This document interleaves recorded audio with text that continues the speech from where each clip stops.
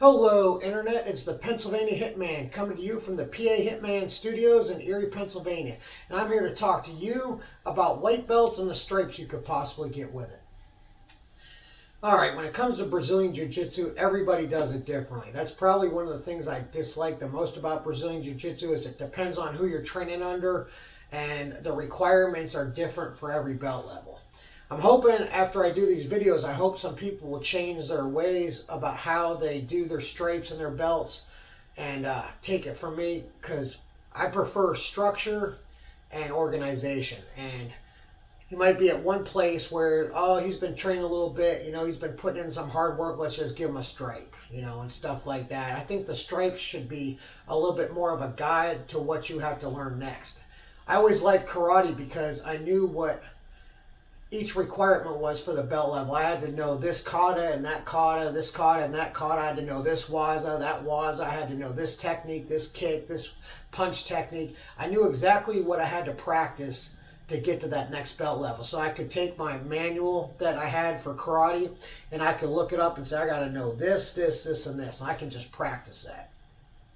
I think that would be nice if Brazilian Jiu-Jitsu switched over to something that was more structured like that. And I think the stripes can do that. So what I'm going to tell you guys is this is how I did it in my gym. So as soon as you walk in the door, boom, you're a white belt. First day, you're a white belt. You buy a gi, you get that white belt that comes with it, you're a white belt. So, everyone's like, oh, what do I need to know to get my first stripe? Okay. The first stripe in my system is you'll get a stripe if you can escape mount successfully. You gotta be pretty solid with your mount escapes. Second stripe is side control escapes. There's 4 hold downs from side control that I concentrated on, and you would have to escape those 4 hold downs. Hold down 1, hold down 2, hold down 3, and 4. The third stripe is I want you to have fundamentals of the guard. I want you to understand how to break posture. You should know how to execute an arm bar, a triangle, a hip bump, a bent arm lock, a scissor sweep, things like that. I'm not expecting you at white belt to be able to do those like super perfect, but mostly I want you to know how to break their posture. I want you to know how to break their posture down. The fourth stripe is I want you to be able to be in the top guard. I want you to know the basics of guard passing. I want you to understand what your posture is. I want you to understand your goal is to uncross the ankles. I want you to know how to uncross the ankles and be able to do just a basic pass. I'm not expecting that to be perfect, but I expect you to know what your posture is and some ways to uncross the ankles. So for white belt, you get your white belt. You want to get your first stripe, you need to be able to escape mount, okay? And I expect it to be a certain amount of escape. You need to be able to do the heel drag. I expect everyone, that's, in my opinion, your go-to mount escape is your heel drag. I'm not saying that all those bridge and rolls and things like that aren't good, but your go-to mount escape should be a heel drag. Your second stripe, you need to be able to escape those 4 hold down positions. Hold down 1, hold down 2, hold down 3, hold down 4. Hold down 1 is when both arms are on the far side of the body.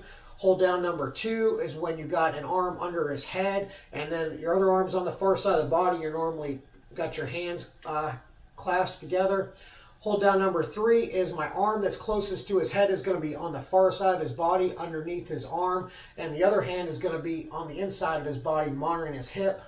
Hold down number 4 is going to be with both arms on the inside of his body, under his head and monitoring the hip, chest to chest. Usually my legs are straight out and I'm being real heavy on his chest.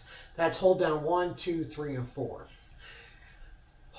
Stripe number 3, I want you to have basic understanding of the guard, how to break posture, and be able to do basic moves, just a basic arm bar, triangle, hip bump, bent arm lock, scissor sweep. Just be able to know the fundamentals of doing those moves. The most thing I'm looking for is breaking posture. I want you to understand how to break posture. Stripe number 4 is from the guard, inside the guard. I want you to know what posture is, and I want you to be able to understand how to uncross the ankles. I want you to have a few ways to uncross the ankles and pass guard. There you have it. That's what I think of a white belt and the 4 stripes. So you guys that are looking for, well, what do I got to do to get better? What should I be working on next? That's a step-by-step process of what you should do once you start jiu-jitsu, become a white belt. Learn how to escape mount, learn how to escape side control, learn how to break posture inside the guard, and learn how to uncross the ankles to pass guard. All right, hope you enjoy it. Keep training.